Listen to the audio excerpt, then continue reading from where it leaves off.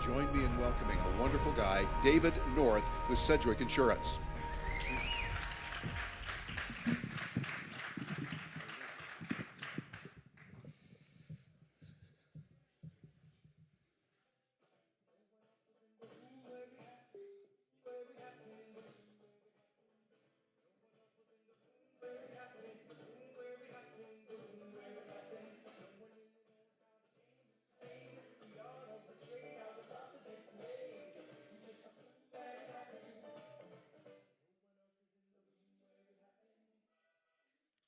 Want to know why I'm here? I want to be in the room where it happens, right? I run, got to thank Len Manuel for that. I run a insurance company, a business. We don't take cryptocurrency. I don't run any of my applications on your cyber stuff today. But I want to talk to you about why I care about being in this room, why people like me should care about being in this room. This is where I get my news. It's made from a tree. Some of you don't recognize this. It's a paper, and it's printed, and they sell this in stands. And this is the paper that I read. This is from the last 3 days. This is why I should care what's going on in this room. Here's the front page of one of them. And this is about being cyber breached of Equifax. The next day, Wall Street Journal, front page, Northrop deals fuels the space race for technology launching satellites. The next day, what should Bitcoin actually be worth? The next day, Trump takes aim at oh no, that's not your fault, right? Yeah, see, stuff we don't understand, old guys like me, we just assume it's all your fault anyways and that you put Trump in office, but okay, we'll let that go. I want to tell you a little bit about my business because I think it matters to why I care about your business. And I describe it this way. 20,365. 20,365. Today in this country, 20,365 people woke up, and they were going about their day.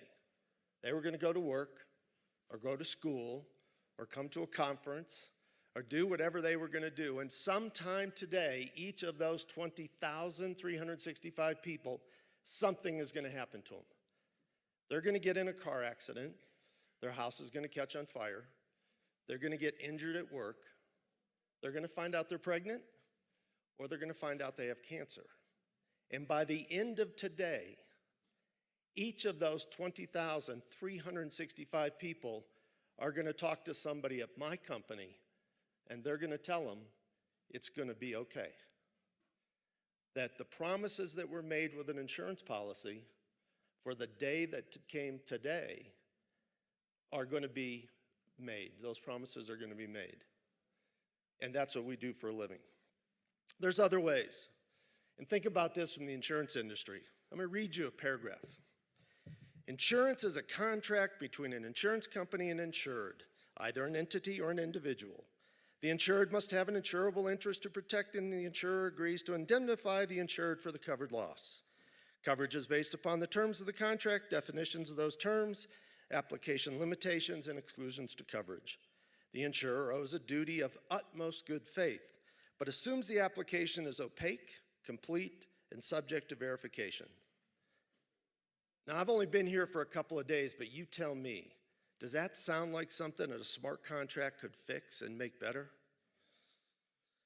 By the way, just so you don't think the insurance industry is a large, lethargic, bureaucratic institution, I sent a text at 7:57 a.m. yesterday to one of our lawyers to ask for that short paragraph, to tell me that I could read to you about what insurance is all about. He replied very quickly at 9:29 a.m. with the following. I have to read you this quote.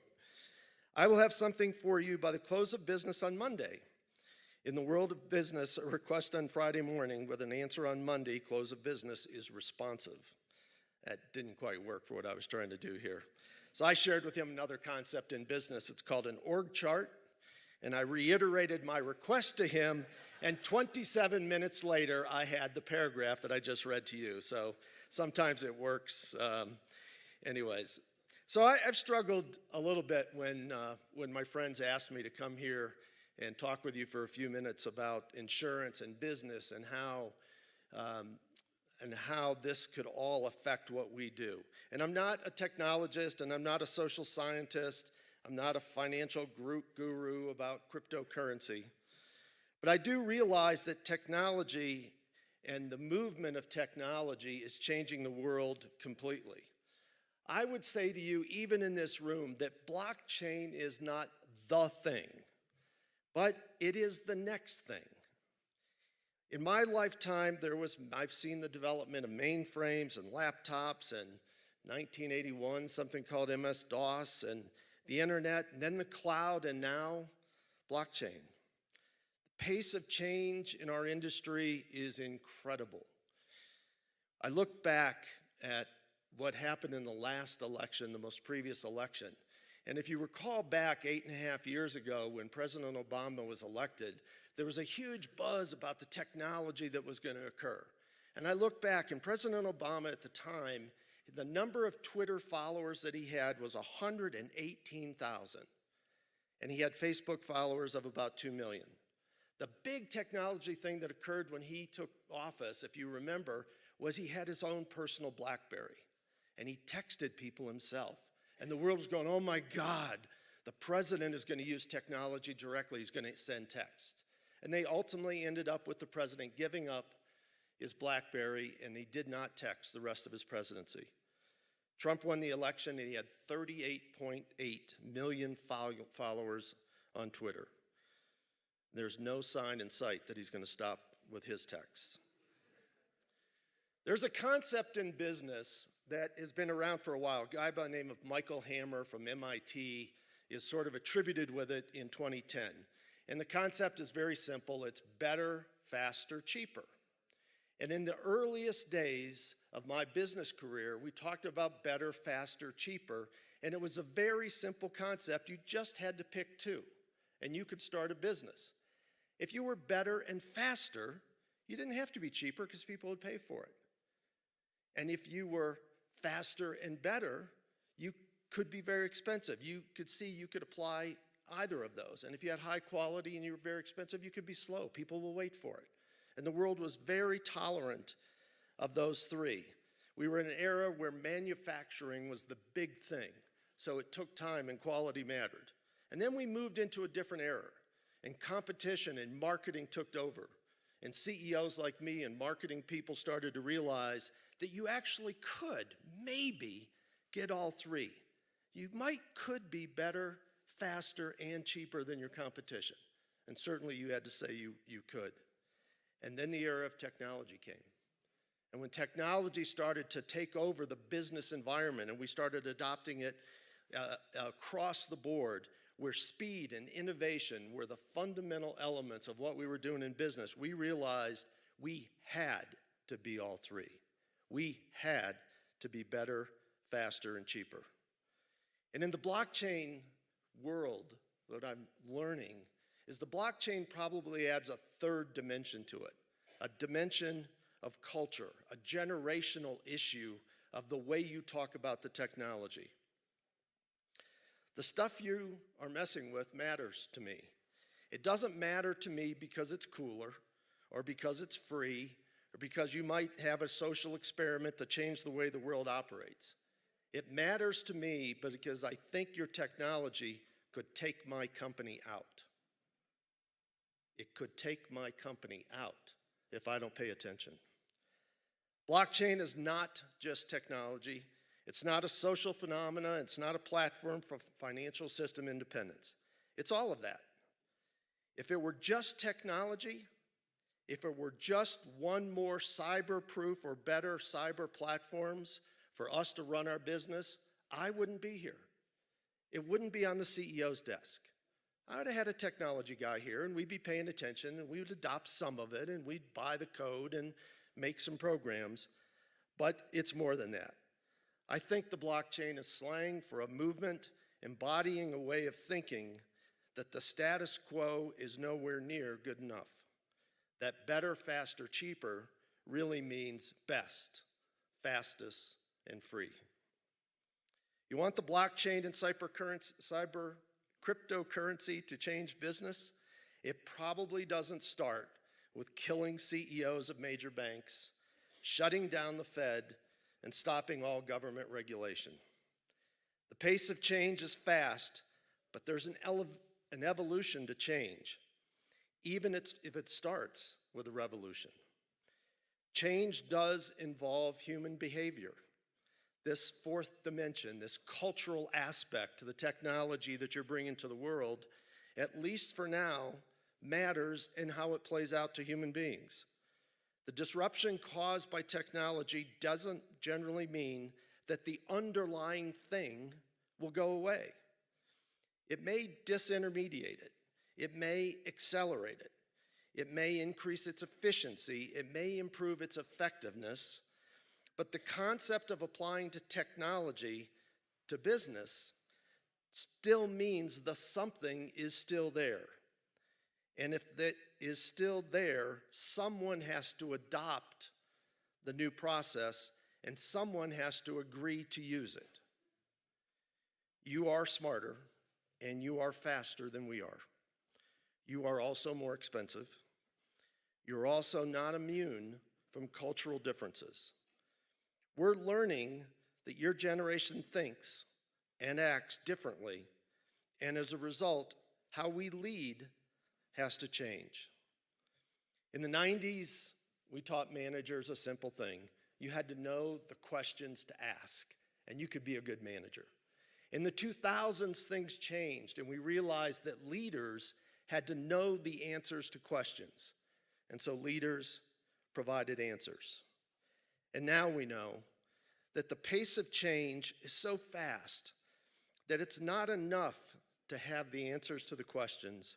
You have to question the answers. The answer was probably accurate for the question, but not correct enough to take action with, because the question would have been formed in a different time now versus then. And even if it's now is today, the question was yesterday. So I say to you, even in what you do, don't fall in love with the answer. Fall in love with finding the answers. I'll give you an example for that. We've spent the last 10 years, for the most part in business, trying to understand one thing or more about millennials. And one of them was this concept of working at home. And it became all of the rage in business. So we really studied it. And we had lawyers and human resource people and managers and productivity people all trying to figure out work at home. And we figured it out. It's available all over the country now. And we ended up with the answer to the question of how to work at home. And then we realized something. You didn't want to work at home. You wanted a home environment at work. You wanted a place to come be social, but a cool place, a place that was more comfortable, not the offices that I sat in, not the cubes that I built for 50 years, but you wanted a social environment at work. We didn't question the answer. We were so focused on getting an answer to the question. So don't fall in love with the answer. Fall in love with finding the answers. I'm going to give you a quick example, a couple things in insurance of how blockchain might actually apply. So there's an area that we're all involved in and we all participate in, and it's called an automobile insurance policy.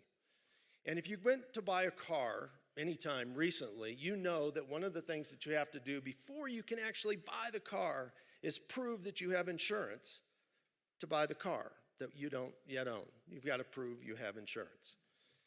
And then before you even leave the dealership, we try to sell you some other things. We sell you extended warranties and tire insurance and paint and chip insurance, glass coverage, emergency roadside coverage. When you get home, we send you a policy and it's got collision and comprehensive and liability and uninsured motorists and medical payments and rental coverage. And oh, by the way, If you're under 25, it doesn't matter because you try to rent a car. We're not going to rent you one anyways because we don't trust you. And then we send you the policy. And we send you a proof of insurance card. And we send you an accident reporting card. And we probably send you an addendum. And then we send you an invoice. And oh yeah, we sent them all in paper through the US mail to you. If you have an accident, we tell you to do this. Immediately call the police so that they can document what actually happened on paper. And we ask you, because we understand technology, to take out your phone and take a picture of the damage of the other car, because we don't trust the insurance or the police report that we ask you to get. And then we ask you to write down the driver's license number of the other driver, because we don't trust that the police would have written it down accurately on the form we asked you to get. And then when you call the adjuster, we tell you to go what repair service to go to, and they figure out how much it's going to be, and then we send an adjuster out to the place where we told you to take the car to see if we agree with the estimate from the people we told you to take it to in the first place. And then you take several months to get your car finished, and then they send the report in, and then we question the report of the place that we told you to take the car to, and then we send them probably 3 checks. Now, you get it. I don't know how long it would take us to figure out that that process is whacked. But I can't imagine that it would take very long for a 26-year-old quantum physics engineer from NEXUS or Google to figure out that that system just has to be replaced. And the blockchain and a lot of the technology and thinking that you have would fundamentally change something that every single person in this country touches at some time, which is automobile insurance. There are a lot of other examples. Sedgewick's involved in a process right now with Google. Their engineers have come out to work with us because we're the largest administrator of these really efficient claims in the world. I should have separated those two concepts so it didn't sound so lame, but yeah, I do a lot of that stuff. So Google's out working with us now because they're trying to figure out with blockchain what are some applications that they should engage with, and they're working with Sedgewick to develop them. We have a consortium of 35 insurance companies that have put together $10.8 million, and we have 4 proof of concepts that we have developed with those 35 companies to actually convert some of the processes that we have today to the blockchain concept and processing to improve the way it works.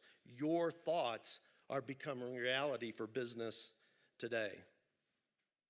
I do want to take a moment to highlight what well may be one of the biggest obstacles that the Internet of Things and the digital transformation and all that includes Nexus is going to face.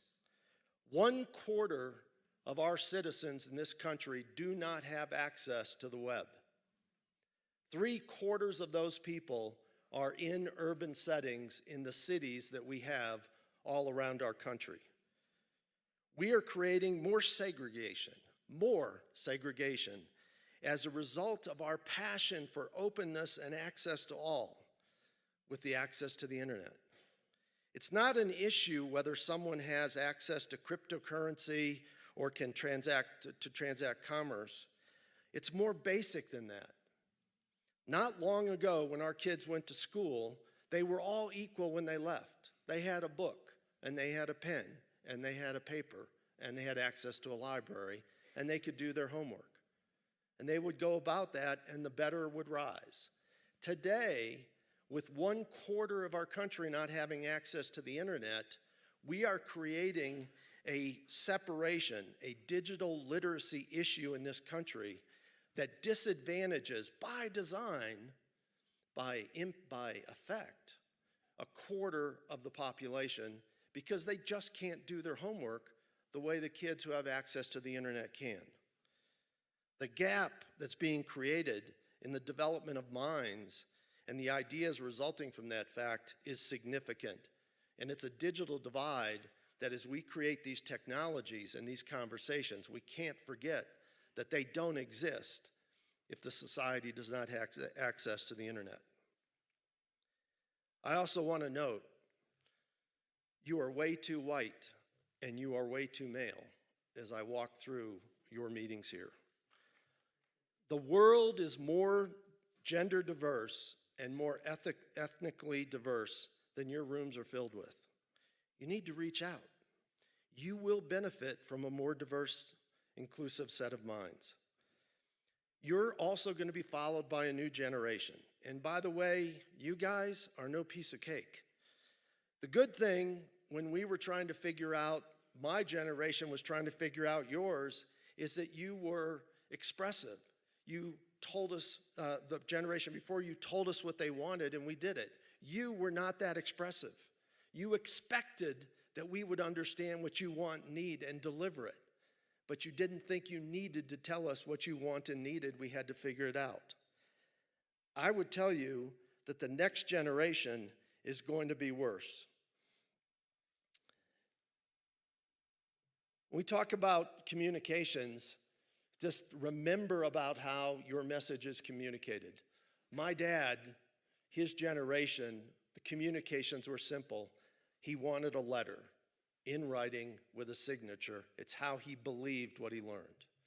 In my generation, if you want to reach me, I want a phone call. I want to talk to you. It's how I best communicate. My wife, who's a little bit younger, grew up in an email age.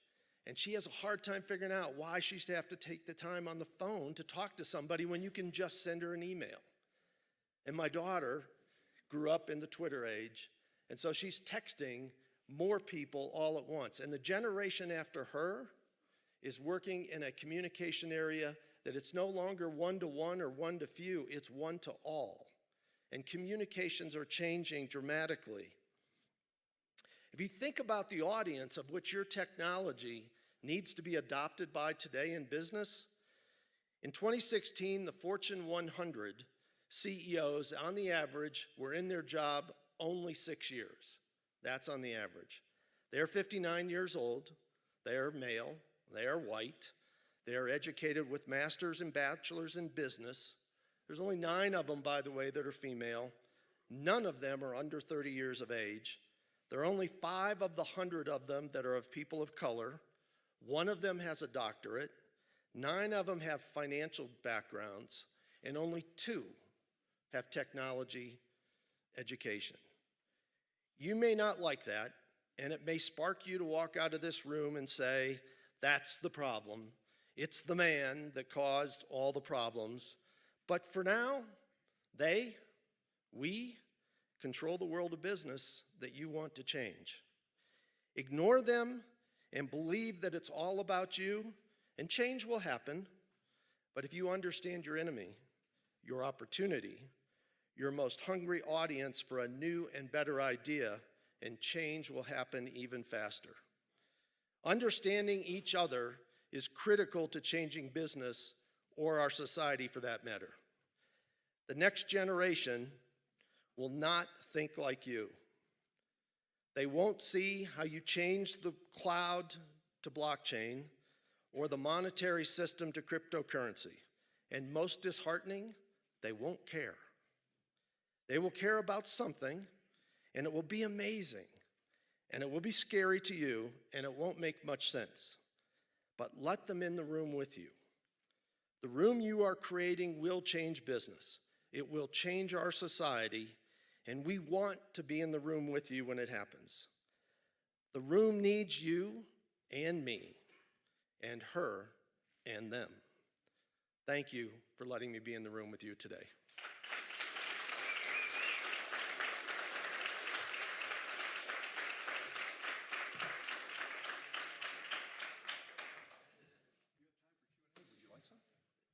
I sat through the Q&A sessions and some of those other sessions. Hell no, I don't have time for questions. What do you think, I'm nuts? I didn't get this far being exposed to that. What did you think? That's great. All right, let's go for it. I'd be happy to take questions if you have any. Yes, sir.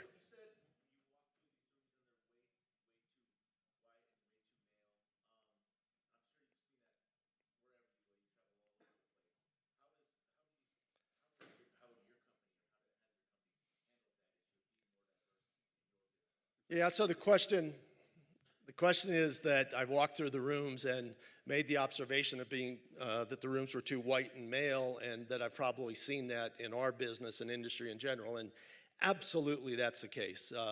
In our business, in the insurance industry, is a little bit different than general industry. We're 73% female, 36% minorities, 51% of our colleagues are single, 26% of our single colleagues are single parents. So when you have an organization that is that heavily concentrated, you pay a little bit more attention because that's how you run your business. But generally, I would say that those Fortune 100 folks, the people like me that are out there, this issue is very much, we understand it. And it's not a moral issue. I actually don't care personally whether you care about diversity or gender equality. That's a personal issue for you, and you are entitled to that right. But when you come into my company, it matters to our business. And I was only suggesting that in your business, it matters a lot. If we don't have 51% of the population, which are the women, represented in the room, we are missing 51% of the most brilliant, innovative ideas. And you can choose to ignore them if you want, but if you don't have them in the room, you don't have an opportunity to think inclusively about it. And so it's something we have to work hard at, and I'm not being critical of you, I'm critical of everyone, just because I think that's what we need to do in our society. Yes?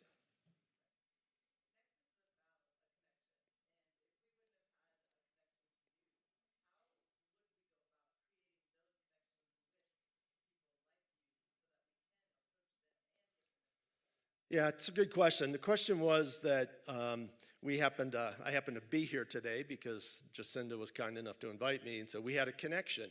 And if we didn't have that connection, I wouldn't be in this room. And how do we have a connection? How do you have a connection with people like me or others in business, the traditional business today?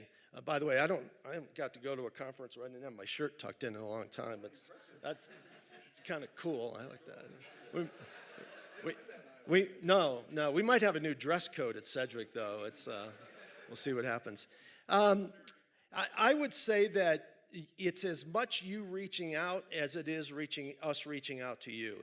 And it is occurring both ways. I held those papers up for a reason. They not the same terminology that you write. The language is different that we use today, but the fundamental issues are exactly the same. The issues of cybersecurity, every single CEO and boardroom is talking about that. The issue of how to more efficiently process the things that we process using technology is a fundamental part of what we do every day. The issue of trying to find new and innovative ways to do it better than our competition, whether it's and finding better ways to hedge our currency and find better ways to move money around, is something we talk about every day. So as you evolve and as you do conferences like Nexus Earth, I think you find companies like us looking for you as much as I would encourage you to look for us and come to our agendas. You'll have to tuck your shirt in, but come to our conferences and talk about it as well. Yes, sir.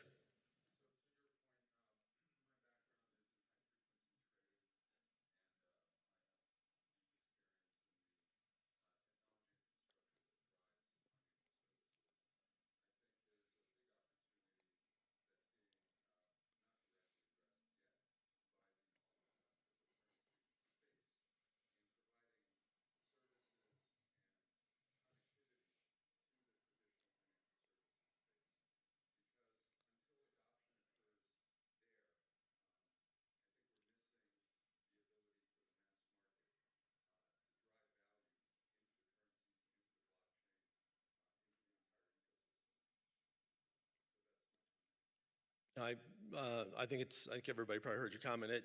I couldn't agree more. I think finding ways to do that is a noble objective. I would tell you that there is a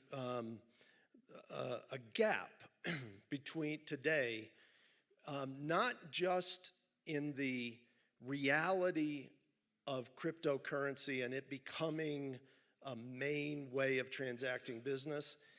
there's also a gap in understanding. This issue of people like me fundamentally understanding what you are trying to do. And I think interpreting it as the evil empire, or that we don't want it, or you scare us, and we're doing things in the back room to make sure it doesn't happen.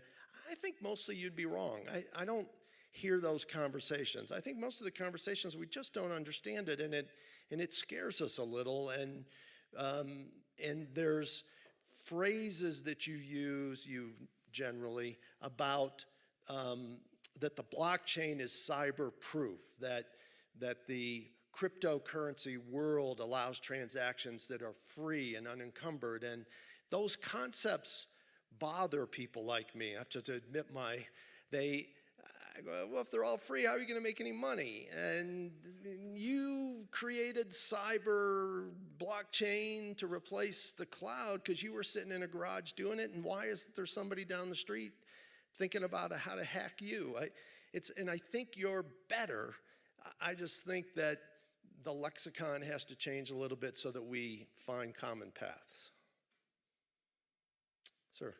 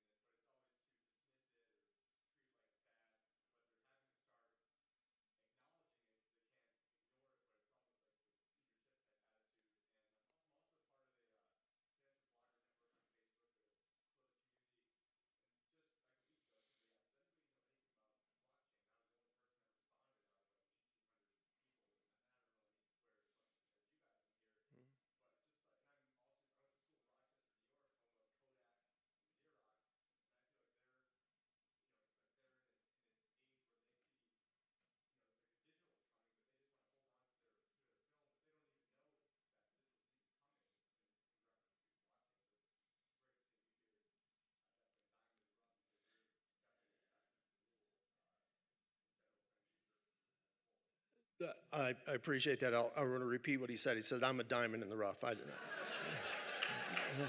Blah, blah, blah, diamond in the rough. I also think that we can't ignore history, too, of what happens in businesses.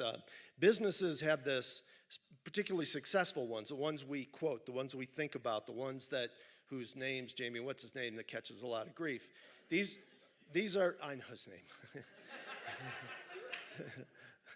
So these companies work really hard to build and get successful, just like you are doing. And when you get to the top, it's when it actually is the worst. I run the largest insurance claims service organization in the world. And getting there was an enormous amount of fun. Staying there's a bitch. Everybody's taking their shot. I'm sorry, Sonny, I said bitch. I didn't mean to say. My 16-year-old daughter's here, so. So staying there is really hard because everybody's taking shots, and everything you did to get to where you are, if you repeat that, somebody tomorrow will kill you because you did the same thing 2 days in a row.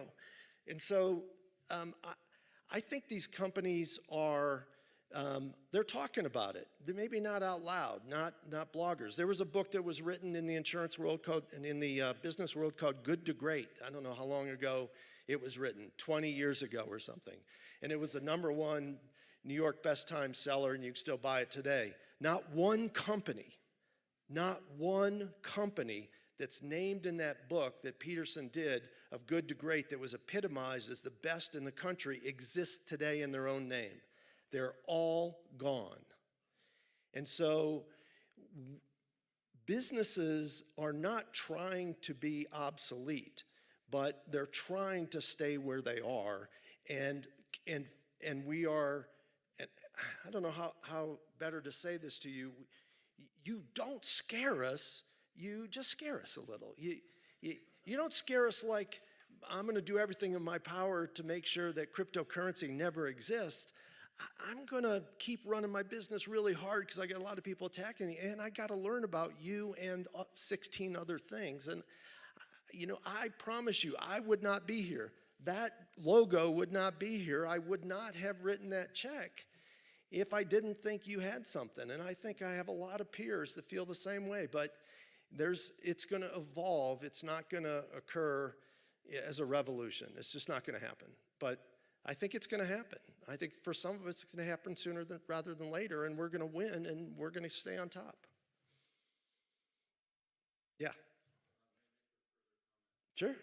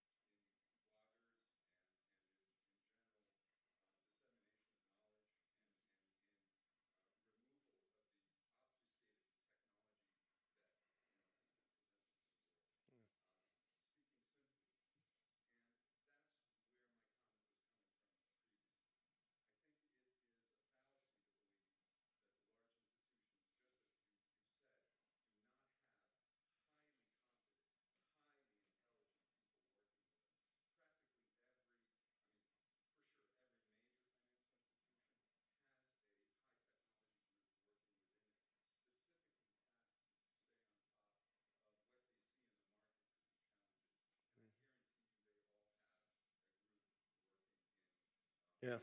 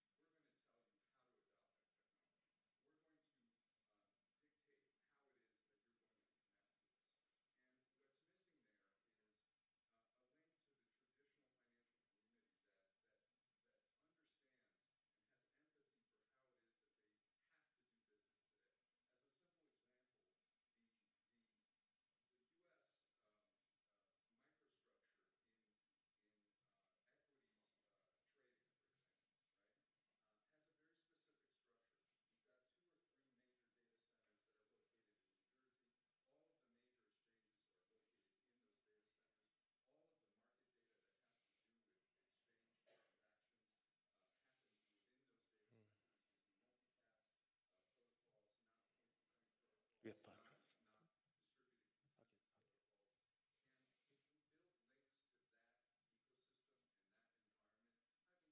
Yeah.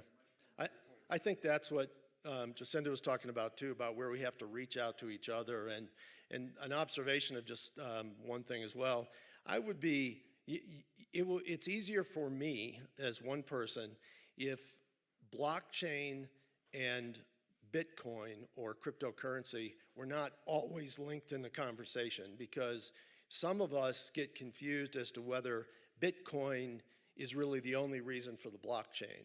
And I would tell you today, at least in the non-financial institutions, because I'm not part of that, I can't speak to that, the blockchain is seen as an extremely powerful concept that we are now trying to understand. Bitcoin is behind that. We don't see it as one to the other, and maybe I'm just not getting it totally, but there are two concepts that may need to see the light of day, but blockchain has got a higher momentum right now, at least in the circle that I have. I have time for one more question, I'm told. Does anybody else have one? Sir, right here in the front row.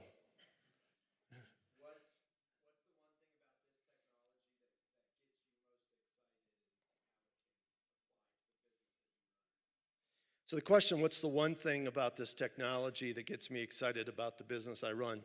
I would say it's structural, because I'm in the transaction business, and the nature of insurance, just to be very focused on us, is all of the insurance policies are very similar in their structure. They have similar clauses and characteristics, and then we fly hundreds of thousands of transactions against those same policies every day. And the concept of a blockchain, of the way it will process data about smart contracts and the way that it could allow those transactions to occur much quicker, more independently, and with less upfront friction in the creation of them because the contracts would exist differently, I think is a very exciting way to transform a lot of what our industry does. Thank you all for having me. I appreciate it.